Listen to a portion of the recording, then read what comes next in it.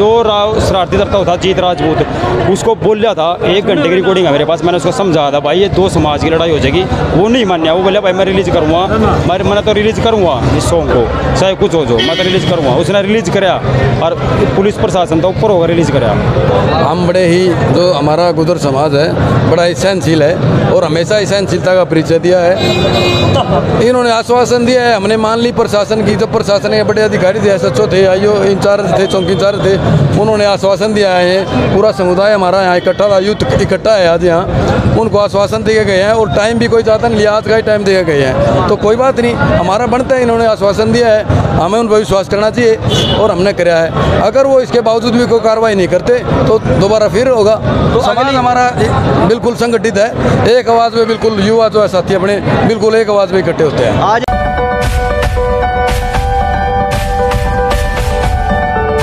दोस्तों नमस्कार, मैं हूं रोहित शर्मा और आप देख रहे हैं हिंदुस्तान 9। अभी हूं मैं समालखा में आप देख रहे हैं। एक बार कैमरा पर्सन को कहूंगा चारों तरफ एक बार दिखा दे।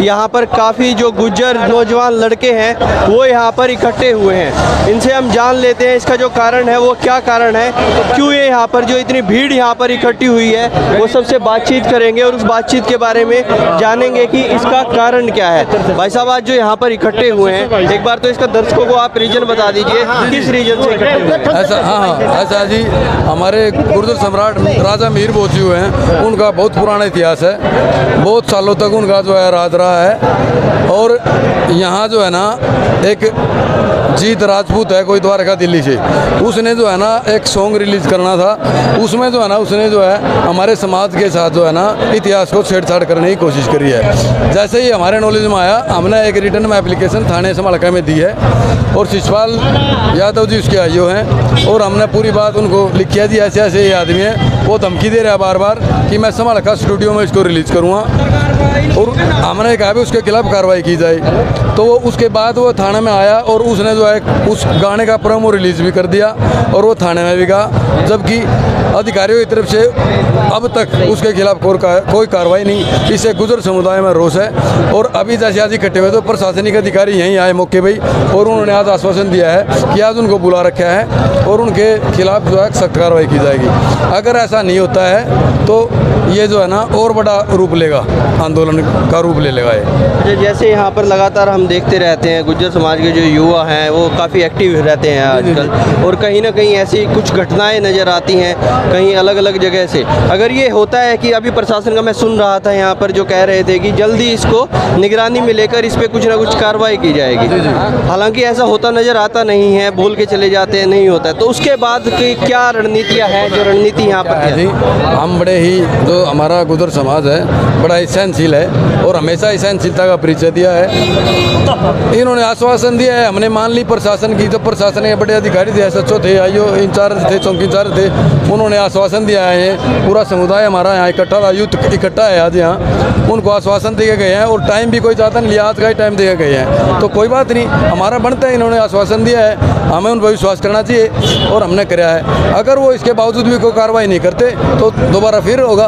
तो समाज हमारा बिल्कुल संगठित है, एक आवाज़ में बिल्कुल युवा जो है साथी अपने बिल्कुल एक आवाज़ में इकट्ठे होते हैं। आज अगर नहीं, हमारी मजबूती है। आज अगर ऐसा कुछ नहीं होता है प्रशासन की तरफ से तो अगला कब का क्या रहेगा, कौन सी तारीख रहेगी? अभी देखो जी, जब तक अधिकारियों से बात नहीं होती, आज का आश्वासन दिया है, जैसे ही अब उनका मैसेज आएगा हम उनसे मिलेंगे, शाम तक उनका वेट करते हैं। इस दौरान उनका कोई मैसेज आता है तो हम जाते हैं, अदरवाइज हम जाएंगे फिर दोबारा 5, 7, 10 आदमी जो भी हैं उनसे बातचीत करेंगे। अगर कोई संतुष्टि पूर्वक उनका जवाब आता है तो ठीक है, नहीं तो हम फिर दोबारा फिर इकट्ठे होंगे जी। धन्यवाद।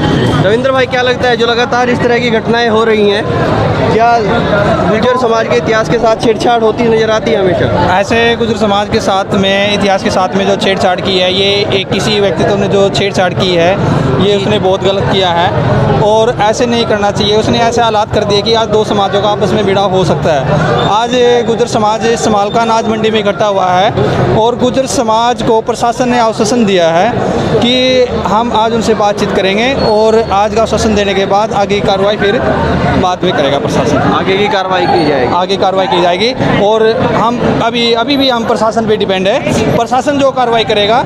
और हमारे पास पूरा इतिहास है, सम्राट मीर भोज का वो जब उनका जन्म हुआ था, जब से और अब तक हमारे पास सारा इतिहास है कि वो गुर्जर सम्राट मीर भोज हुए हैं और उनकी देश विदेश में अनेकों प्रतिमा लगी हुई है। धन्यवाद रविंदर। अभी और भी लोग हैं, यहाँ से हम बातचीत करने की कोशिश करेंगे। हालांकि यहाँ पर कुछ और भी साथी नज़र आ रहे हैं, उनसे भी बात। सोनू भाई नमस्कार। नमस्कार भाई साहब, कैसे सोनू भाई, क्या ये जो आज की प्रक्रिया रही है, यहाँ पर एक जो बता रहे हैं कि गुर्जर समाज के इतिहास के साथ छेड़छाड़ करने की कुछ लोगों द्वारा कोशिश की जा रही है, अब आगे क्या रहने वाला है इस पे? भाई साहब, जहाँ भी अमुना बुलावा है, जो भी हमारे साथ मतलब राजपूत समाज के जो करता है, शरारती करता हो, अमुना जहाँ भी बुलावा है भाई, हमारे पास सारे सबूत है भाई। सबूत लेकर अरे दिल्ली था, मेरठ था, तो वे कभी भी हमारे सामने आते नहीं, प्रेस कॉन्फ्रेंस में कभी नहीं आते, और ना आ जाए। अब कह रहे हैं अब भाई हम आएंगे, पुलिस वाला जो SHO भाई साहब कह गए अभी हम उन्हें बुलाओगे और वो आएंगे, तुम जब आ जाना 10 बंदे। तो देखो भाई, आएंगे या ना आएंगे, मेरे हिसाब से तो आएंगे नहीं। वो आज तक तो कहीं आए नहीं है कहीं भी। ये एक तरह की चुनौती आप देते नजर आ रहे हैं कि आ जाइए, हम आपको सारे प्रूफ देंगे। सारे प्रूफ देंगे हम, हमारे पास सारे प्रूफ है। मीर भोज गुज्जर है, 50 साल तक राज करा था, कहाँ तक कैसे पैदा हुआ, किस राज्य में पैदा हुआ, सब सबूत हमारे पास। लेकिन उनके आने के बाद देंगे ना सबूत। अब तो गुजरों को तो पता ही है, उन बंदों को पता लगना चाहिए ना ये गुज्जर है, राजपूत नहीं है। तो क्या लगता है इस तरह के शरारती तत्वों की वजह से ये राजनीतिक टकराव हो सकता है? जो शरारती तत्व था जीत राजपूत, उसको बोला था, 1 घंटे की रिकॉर्डिंग है मेरे पास, मैंने उसको समझाया था भाई ये 2 समाज की लड़ाई हो जाएगी। वो नहीं मान्या, वो बोला भाई मैं रिलीज करूँगा, मैंने तो रिलीज करूँगा इस सॉन्ग को, चाहे कुछ हो जो, मैं तो रिलीज करूँगा। उसने रिलीज कराया और पुलिस प्रशासन तो ऊपर होकर रिलीज कराया, प्रशासन से ऊपर जाके रिलीज। 29 तारीख को हमने रिपोर्ट दर्ज कराई थी, 30 ना वो थाने में आया, 10-20 बंदे लेकर, उसके बाद अपना वो दिखाया उन्हें दम खमक में ये वो, फिर जाकर उसने सॉन्ग रिलीज कराया 11 बजे। ये लगता है कि ऐसे 2 जातियों के बीच जो एक भाईचारा नजर आता है हमेशा। हरियाणा में कभी भी गुज्जर और राजपूत के बीच में कभी रोड़ा नहीं हुआ, कभी भी भाईचारा खराब नहीं हुआ। लेकिन इस बंदे की वजह से 2 जातियों में भाईचारा खराब हो गया। मोर सिंह राणा जो करनाल से है, एक दीपक जो राणा ये ददराना का सरपंच है, वो 2 बंदे इसमें बीच में थे, उनको नहीं पता था। अब ये एक समाज का रोड़ा, उसको बुला के ले आए थे भाई, हमारा आपस में स्टूडियो का झगड़ा है, वो इसलिए आगे थे। अब वो भी मना करके हम आगे नहीं पीछे, भाई जो करना हो अपने आप करो, हम समाज के बीच में नहीं आएंगे। तो जो ठोस लोग थे, जो ठोस थे, जो थाने में अपनी उपस्थिति देकर गए थे, 2 बंदे, मोर सिंह राणा और एक दीपक ददलाना से, गोरंडा से भी कुछ भाई आए थे, सभी ने जवाब दे दिया हम उसके आगे पीछे नहीं, जो आपने करना करो, हम आगे पीछे नहीं। धन्यवाद। समाज का रोड़ा ना आपसी रोड़ा है, लेकिन जो फिर बेरा लागो ना समाज का रोड़ा, तो नेट के भाई हम आगे पीछे नहीं। जिसके पास सारे प्रूफ है।